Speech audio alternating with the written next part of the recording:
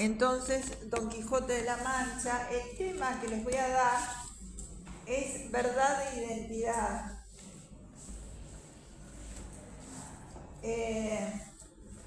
El ingenioso hidalgo Don Quijote de la Mancha, como se llama el título completo, es la obra maestra de Cervantes.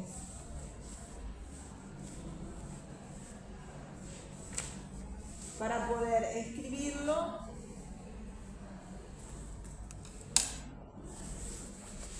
Cervantes tuvo que perderlo todo. Según Guido Castillo, acá abro cita, en notas sobre el Quijote, abro comillas, todo menos la alegría de los ojos, la bondad del corazón y el gusto por la aventura ilusoria. Cierro la cita. Partiendo del fracaso de su vida, a sus 50 años, y el desencanto de las novelas de caballería, crea su personaje ejemplar, Don Quijote de la Mancha.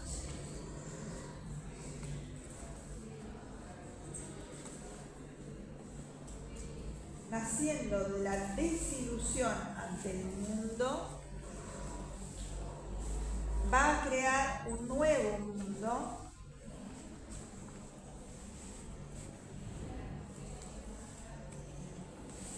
sirviéndose de la locura, entre comillas, de su personaje.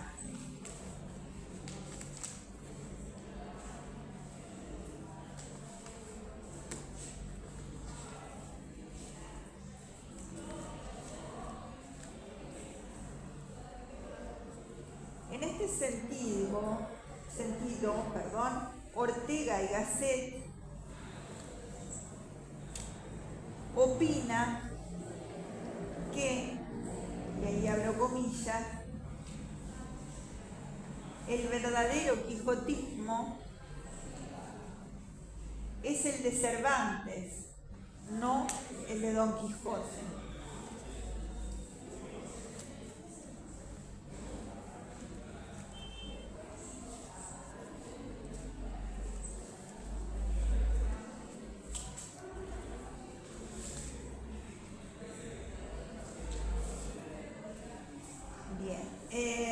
Hasta ese momento existían tres tipos de novela, que eran la picaresca,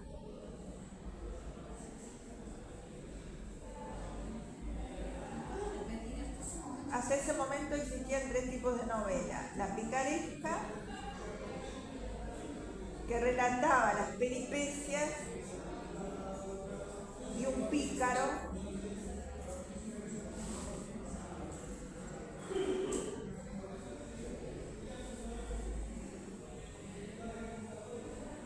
se usaba en general en primera persona y se cultivó durante los siglos XVI y XVII.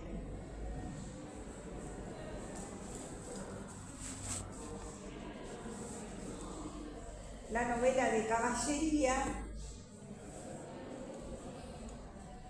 que es la novela que cuentan las hazañas y hechos fabulosos de caballeros,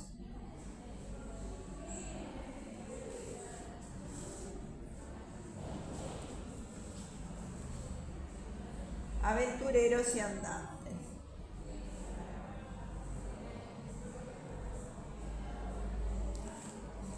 Y la novela pastoril,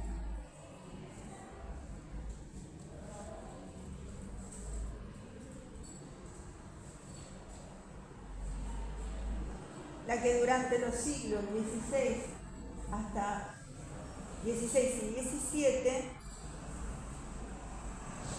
narraba las aventuras y desventuras amorosas de pastores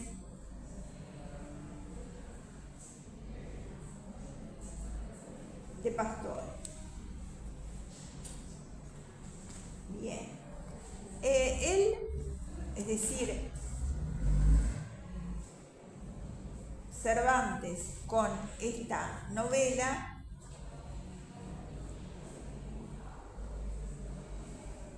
genera la primera novela moderna. Es decir, burlándose en realidad de las novelas de caballería,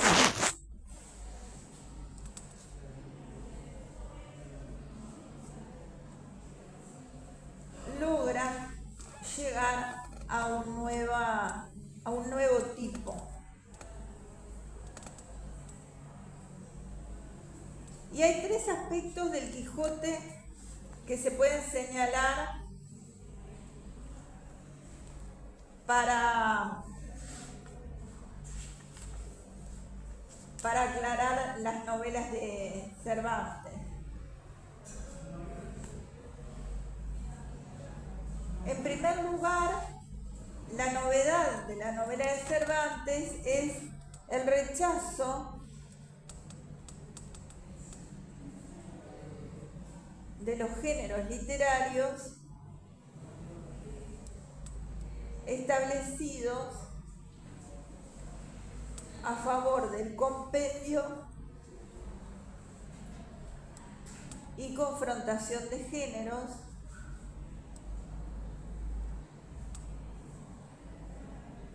que le liberó de las limitaciones respectivas de las narraciones de caballeros, es decir, serían las novelas de caballería, pastores, las pastoriles, y pícaros de la novela picaresca. Yo me quedé en género. Compendio y confrontación de género, Sí.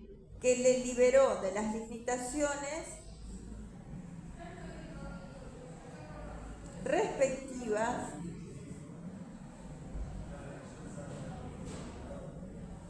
de las narraciones de caballeros, pastores y pícaros.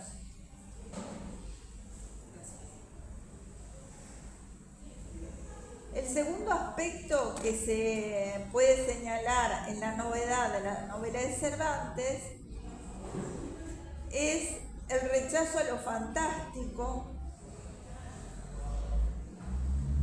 milagroso, para crear un mundo providencial que le permitió suscitar el efecto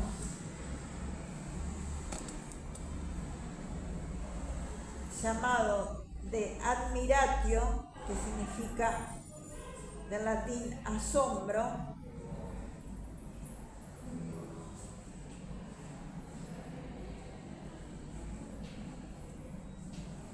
sin sacrificar la verosimilitud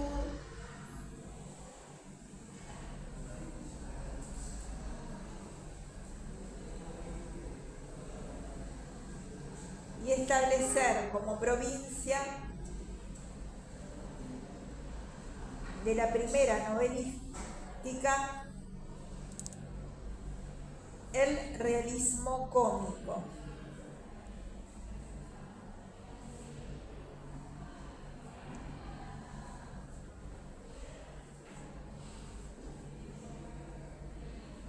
El tercer aspecto de la novedad del Quijote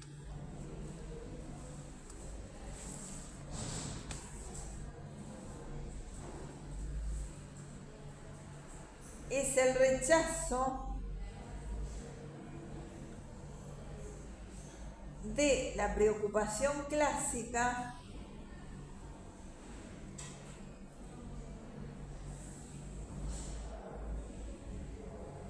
por establecer la autoridad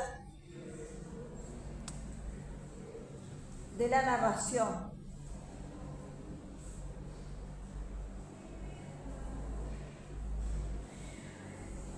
para explorar los efectos múltiples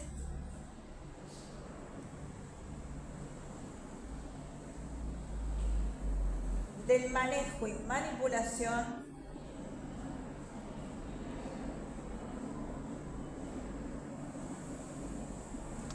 de distintos puntos de vista.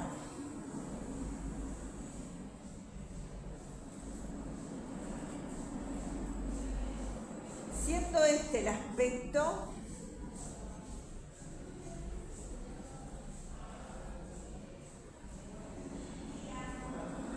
que más le aleja de la novela picaresca.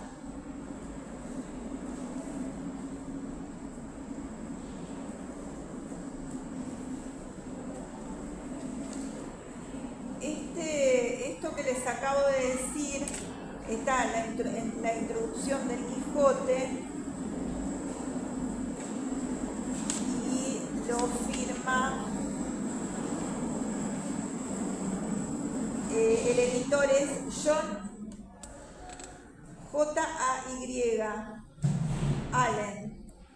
John J.A. Allen.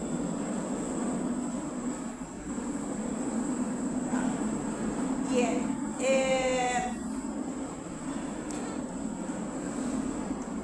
Toda la obra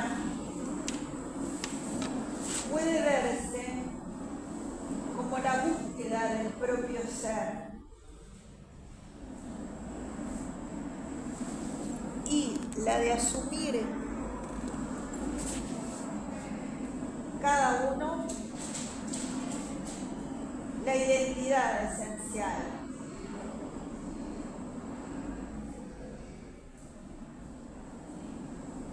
Tomando esta identidad esencial como la forma y la vía del conocimiento del mundo.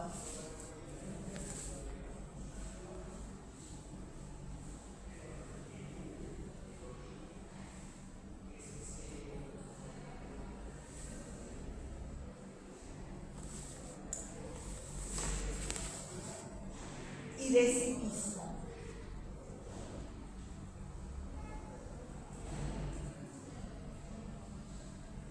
Es una manera de religarse,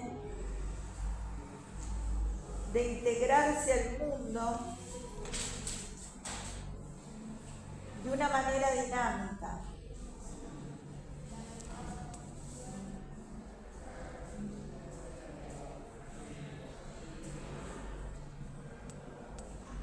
Las personas vivimos en una época determinada, en un lugar determinado,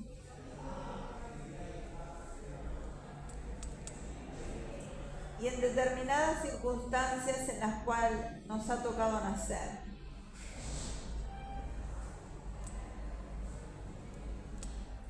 En general predomina la adaptación de las circunstancias, la integración del individuo con el medio, la asimilación de la época, lugar y entorno.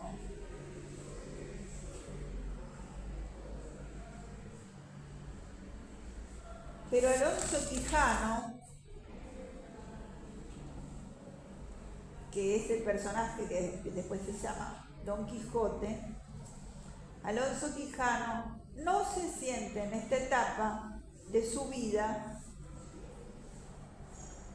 los 50 años, conforme con sus circunstancias.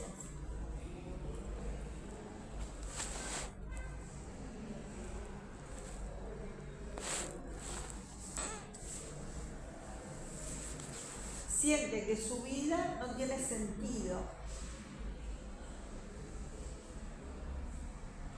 y elige ponerle un nuevo sentido,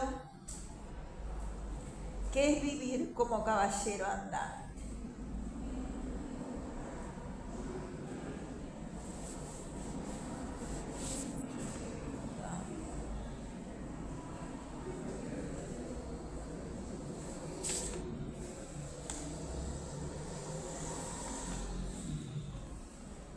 Alonso Quijano elige vivir las aventuras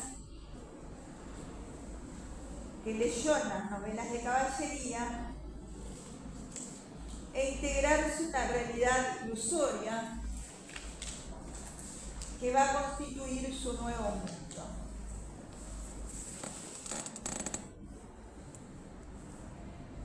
Ese mundo pertenece a una época ya pasada.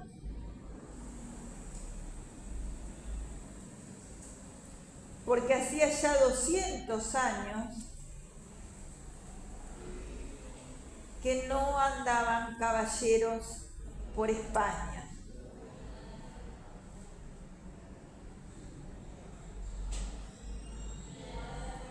Por eso Alonso Quijano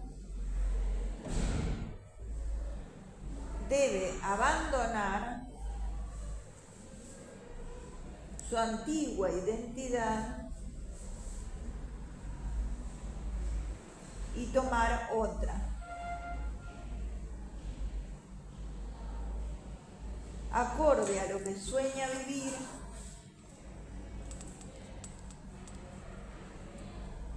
y lejos de su vida cotidiana y monótona.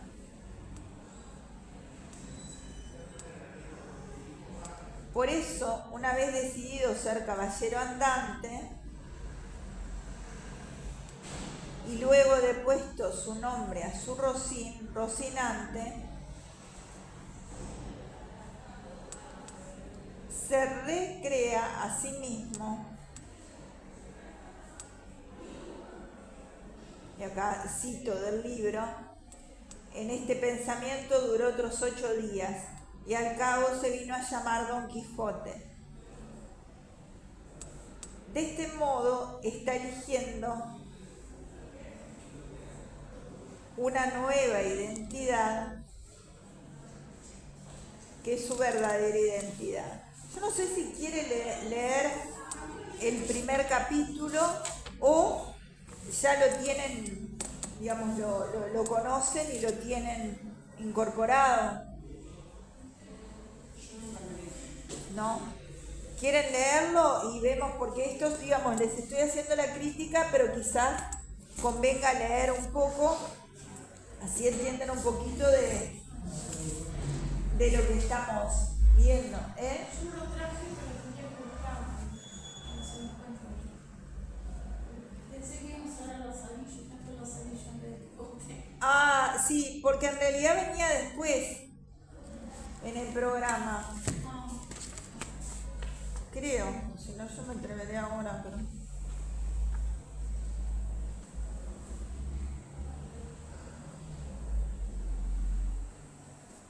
Sí.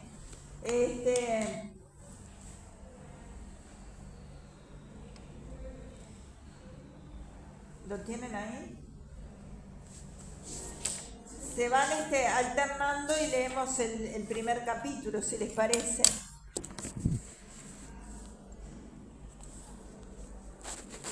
Esto no lo voy a grabar. Bueno, capaz que lo grabo por si digo algo. Sí.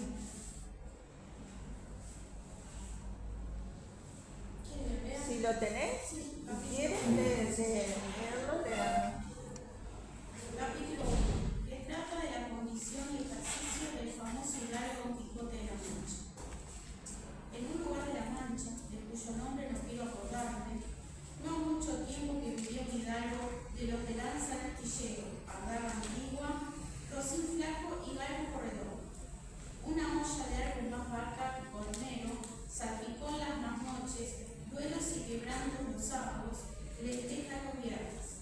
Algún palomino de añadidura los domingos consumían las 3 partes de su oración. Bien, vieron entonces que ahí no hay un lugar preciso, dice un lugar de la Mancha, pero no se quiere acordar de su nombre, ¿no? Eso justamente es un verso en un lugar de la Mancha de lo que es un romancero general, de la ensaladilla de un romancero general, de un amante más valiente que Roldán, que queda apaleado. eso de En un lugar de la Mancha, ¿no? Es como si hoy se empezara con una canción, ¿no? De un lugar. Pero, paradójicamente dice, de cuyo nombre no quiero acordarme. Y La Mancha, como ustedes saben, es una región de España amplia, ¿no? Es decir, como que da una zona, pero no da una precisión, ¿tá? De lugar.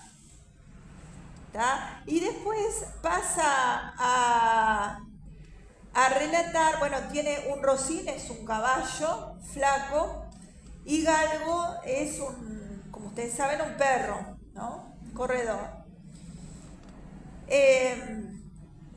Y después pasa a relatar en eso que leíste lo que él comía, que es rutinario, que es porque lo hace tal cosa los sábados, lentejas los viernes, tal cosa los domingos, es decir, hay como algo rutinario y además la comida consume 3 partes de su herencia, se entiende 3 de 4, ¿no? Es decir que es justamente una época que marca la decadencia de España, lo que es gastar tanto en la comida, ¿no? Como hoy en día, como pasa acá, ¿no? Que gastamos casi todo el sueldo en comida, ¿no? O sea, la comida está muy cara y, bueno, ese es un país con la comida más cara del mundo entero. Y entonces nos gastamos todo en comida y no queda para lo demás. Bueno, esto muestra la decadencia de España en aquel momento y que gastaba entonces casi todo en eso.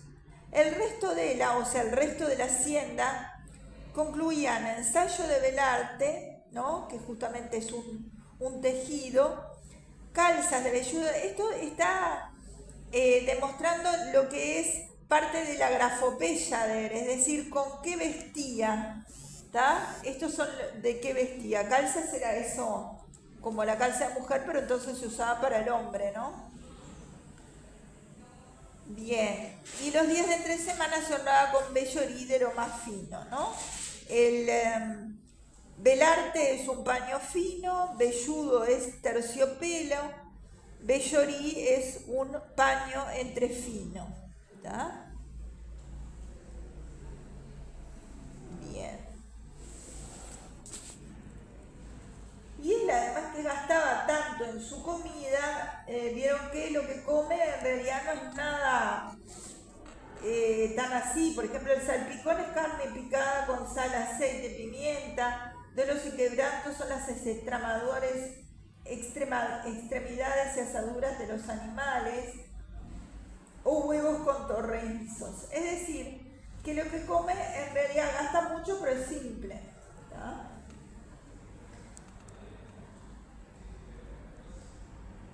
¿Llegaste hasta dónde? Tenía un ama, ¿no? Hasta consumía las 3 partes de su herencia, el resto de ella concluía ensayo de velarte. Todo eso ya leíste, creo que quedaste, tenía en su casa. Tenía en su casa Ahí va. una arma. Ama. Una ama. Ama es empleada, ama de llave, lo que se llamaba antes ama de llave. Sí. Tenía en su casa una ama que pasaba de los 40 y una sobrina que no llegaba a los 20 y un mozo de campo y plaza que así ensillaba el rocín como tomaba la bordadera. Frisaba la edad de nuestro hidalgo con los 50 años. Frisaba estaba en el entorno, capaz que no tenía 50, tenía 51, o frisaba es estar alrededor, ¿no? 49. O 49, ¿no? Estaba alrededor de los 50. Frisaba la edad de nuestro hidalgo con los 50 años, era de complexión recia, seco de carnes, enjuto de rostro, gran madrugador y amigo de la casa. Quieren decir que tenía el sobrenombre de Quijada o Quesada. Que en esto hay alguna diferencia en los autores que de este caso escriben, aunque por conjeturas verosímiles se deja entender que se llamaba Quijada. Pero esto importa poco a nuestro cuento. Basta que en la narración él no se salga un punto de la verdad. ¿Sigo, no? Sí, vale, esperen que les digo 2 palabras de acá. Vieron que eso del está hablando del apellido, ¿no? No sabe si es Alonso Quijano o Quijada o Quesada. ¿Esto qué hace? ¿Qué es lo que ustedes piensan? De que no hay precisión sobre el apellido. Claro, no hay precisión sobre el apellido, pero ¿por qué?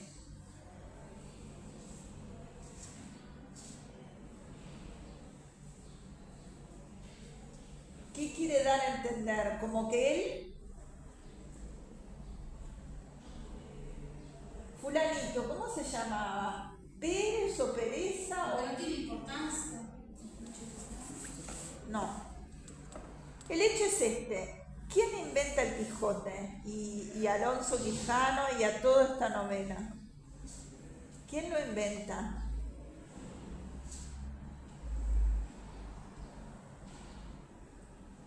¿Es un personaje como el Cid que ha sido tomado de la realidad histórica? No, no es un personaje como el Cid tomado de la realidad histórica. Es un invento, es un ente de ficción. El personaje justamente se define como ente de ficción que realiza las acciones en la obra. ¿Tá? Por eso, con esto le da la idea de esa duda. Entonces vos decís, no, pero entonces existió, si está especulando sobre si era Quijada o Quesada, ¿entienden? Es decir, quiere generar la duda sobre si él fue un personaje histórico, ¿no? Si él vivió, si fue una persona, ¿tá? Y en realidad es un invento, ¿tá? Es decir, que acá está jugando con la verosimilitud del texto, ¿tá? De lo que es el personaje, ¿tá? Y después también es una ironía, porque dice, pero esto importa poco a nuestro cuento, basta que en la narración de él no se salga un punto de la verdad. La verdad no existe en literatura para este tipo de novelas todas inventadas, ¿no? Es decir, cuando hay un personaje como el Cid que se toma de la realidad, sí, habría una narrativa histórica que, bueno, ya vimos que inclusive en el Cid no la sigue 100%, pero sí sabemos que existió y que en algunos puntos se toman de la realidad. Pero no es el caso. Entonces esto que no se salga un punto de la verdad, ahí está poniendo una discusión sobre qué.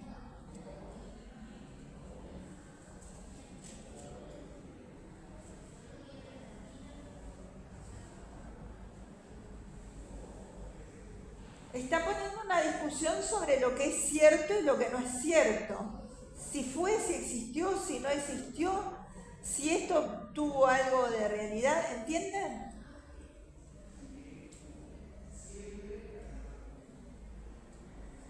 Bien. Seguí leyendo un poquito. Es pues de saber que ese sobre dicho gallo, los ratos que estaba ocioso, que eran los más del año, se daba a leer libros de caballerías, con tanta ficción y gusto, que olvidó casi de todo punto el ejercicio de la casa y aún la administración de su hacienda. Y llegó a tanto su curiosidad y desatino en esto, que vendió muchas hanegas de tierra de sembradura para comprar libros de caballería en que leer, y así llegó a su casa todo cuanto pudo haber de ellos. Y de todos, ninguno le parecían tan bien como los que compuso el famoso Feliciano de Silva, porque la claridad de su prosa y aquellas implicadas razones suyas le parecían de perlas, y más cuando llegaba a leer aquellos requiebros y cartas de desafíos, donde en muchas partes hallaba escrito: la razón de la sinrazón que a mi razón se hace, de tal manera que mi razón enflaquece, que con razón me quejo de la vuestra formosura. Y también cuando leía los altos cielos que de vuestra divinidad divinamente, con las estrellas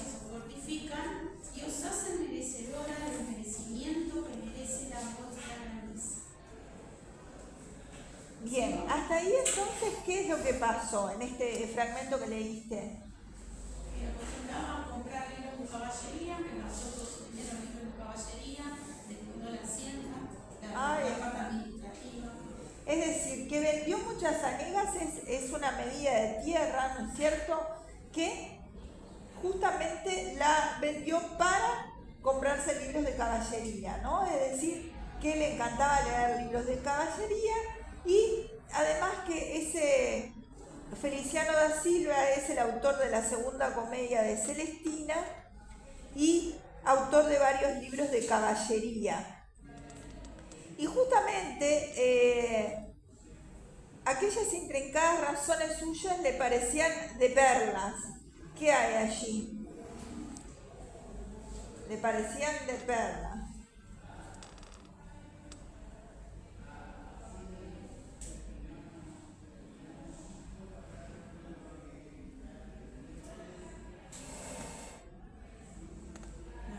No sé si una evolución, pero algo con una expresión fija.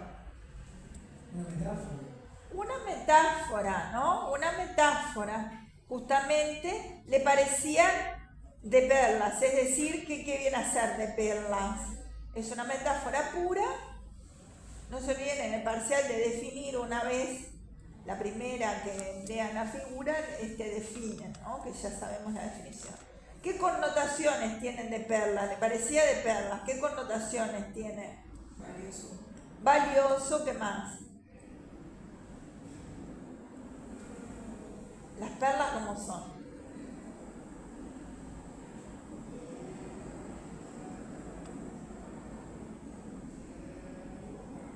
Claras.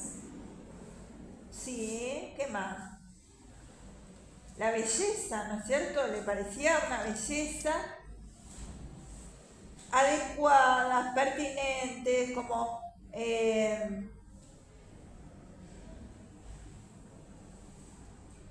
todo lo deseable, le parecían como un tesoro, ¿no es cierto?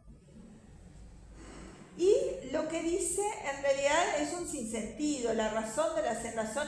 Entonces, ¿qué pasaba? Se ponía a pensar eso y justamente ahí viene el párrafo siguiente, ¿no? ¿Qué pasa pensando en estos elementos? Sigo. Sí. Con estas razones perdía el pobre caballero el juicio, y desvelábase por entenderlas, y desentrañarlas el sentido, que no se lo sacara ni las entendiera el mismo Aristóteles, si resucitara para solo ello. No estaba muy bien con las heridas que don Belianís daba y recibía, porque se imaginaba que, por grandes maestros que le hubiesen curado, no dejaría de tener el rostro y todo el cuerpo lleno de cicatrices y señales.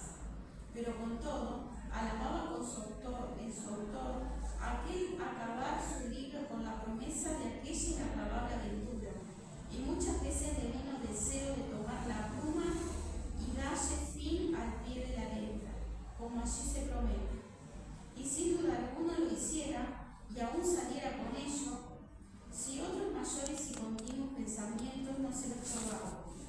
Tuvo muchas veces competencia con el cura de su lugar, que era un pedoso graduado en Sigüenza, sobre el cual había sido mejor caballero, Palmerín de Inglaterra o Amadís de Gaula, maese Nicolás, barbero del mismo pueblo, decía que ninguno llegaba al caballero del Fermo, y que si alguno se le podía comparar, era don Galaor, hermano de Amadís de Gaula, porque tenía muy acomodada condición para todo, que no era caballero membroso, ni tan llorón como su hermano, y que en lo de la valentía no le iba en saco. Bien, entonces, ahí fíjense entonces que dice que con estas razones perdía el juicio, ¿no? Es decir, tratando de entender la razón de la cerrazón, etcétera, ¿no? Y ahí está presente el humor, que no las sacaran y las entendiera el mismo Aristóteles si resucitaran solo para ello, ¿no? El humor, la ironía, ¿no? Si resucitara solo para ello. Ahí abre un condicional, ¿no? El si resucitara, ¿no? El condicional con pretérito imperfecto del modo subjuntivo, ¿tá? O sea que aunque Aristóteles resucitara solo para ellos, no le iba a entender, ¿no? Nombra el más prestigioso de los filósofos antiguos, ¿tá? Bien. Y después empieza con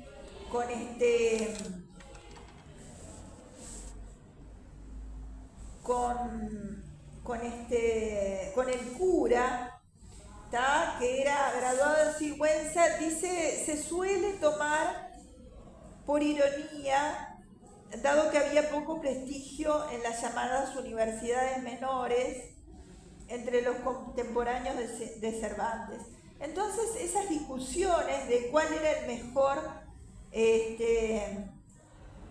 caballero, ¿no? Entonces ahí nombran varios caballeros de las novelas de caballería de la época. ¿Ah?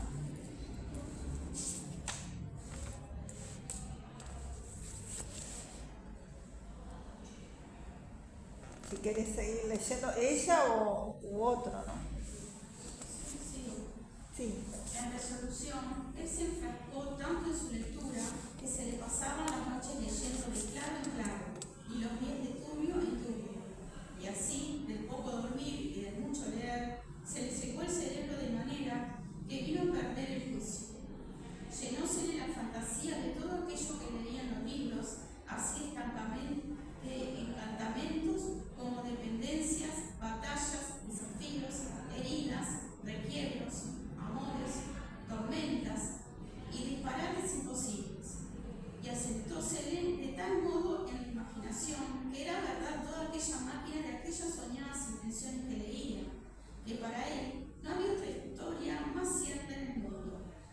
Decía él que el Cid Ruy Díaz había sido un muy buen caballero, pero que no tenía que ver con el caballero de la ardiente España, que de solo un revés había partido por medio dos fieros y descomunales gigantes. Mejor estaba con Bernardo del Carpio, porque en Roncesvalles había muerto a Roldán el Encantado, valiéndose de la industria de Hércules, cuando ahogó a Anteo, el hijo de la tierra, entre los brazos. Decía mucho bien del gigante Morgante, porque con ser de aquella generación gigantea, que todos son soberbios y descomedidos, él solo era afable y bien criado, pero sobre todos estaba bien con Reinaldos de Montalbán, y más cuando le veía salir de su castillo y robar cuanto topaba, y cuando el Allende robó a aquel ídolo de Mahoma, que era todo de oro, según dice su historia. Dirá él, por dar una mano de coces al traidor Galalón, al ama que tenía, y aún a su sobrina era enamorada. Ahí está. ¿Qué pasa acá? Él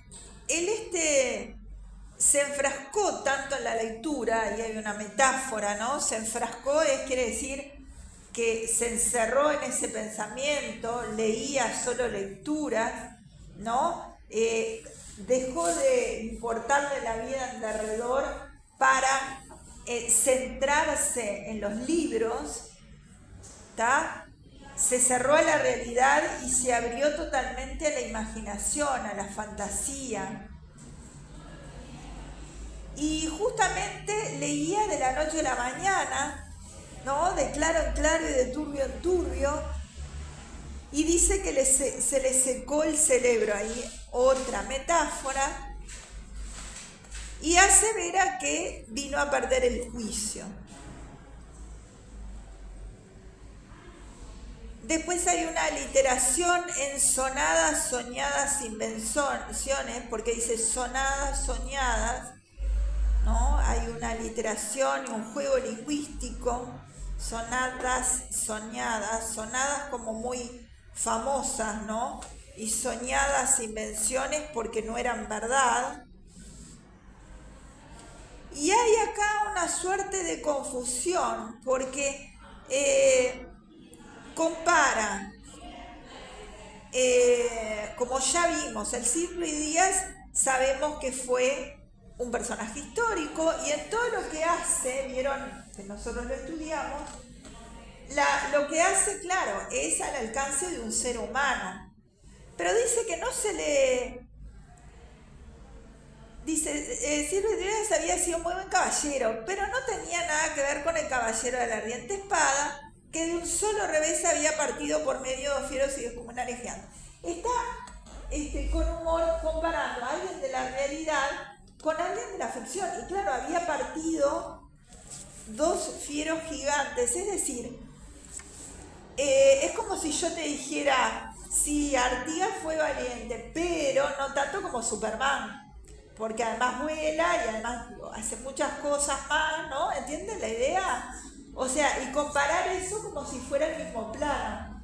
¿Queda? O sea, entonces, ahí es que justamente el delirio que muestra, o sea, la ironía, ¿no? Es decir, el humor, si no leyeron, léanlo, gente que van a ser futuros profesores de idioma español, es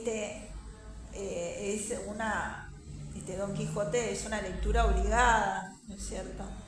Bien, seguí entonces el párrafo siguiente, que ya estamos casi en horas.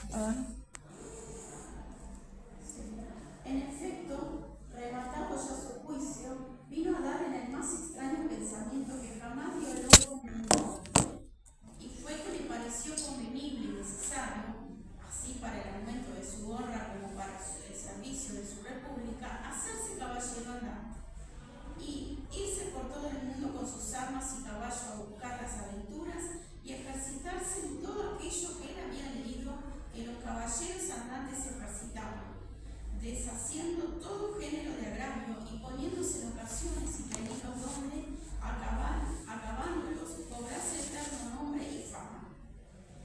Imaginábase el pobre ya coronado por el valor de su brazo, por lo menos, del imperio de Trapisonda, y así con estos tan agradables pensamientos, llevados del extraño gusto que en ellos sentía, se dio priesa a poner en efecto lo que deseaba.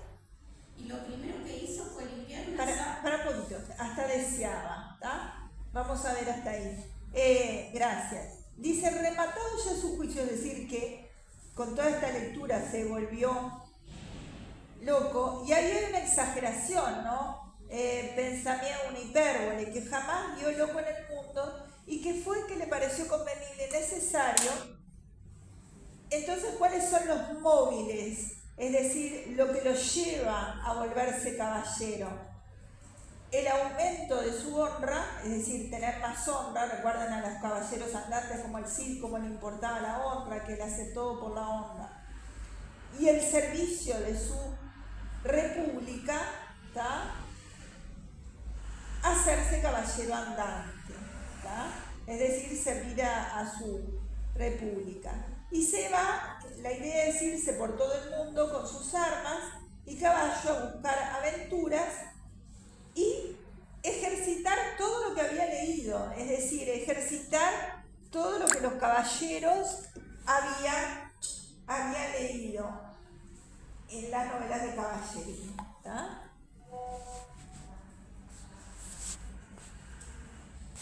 ¿Tá? Bien. Y además, dice, los caballeros andantes deshaciendo, o sea, ¿para qué? Para deshacer todo género de agravio y poniéndose en ocasiones y peligros donde acabándolos cobrase eterno valor y fama. Y entonces su nombre y su importancia y su fama. Recuerdan que también vimos en el Cid la importancia de la fama y del nombre.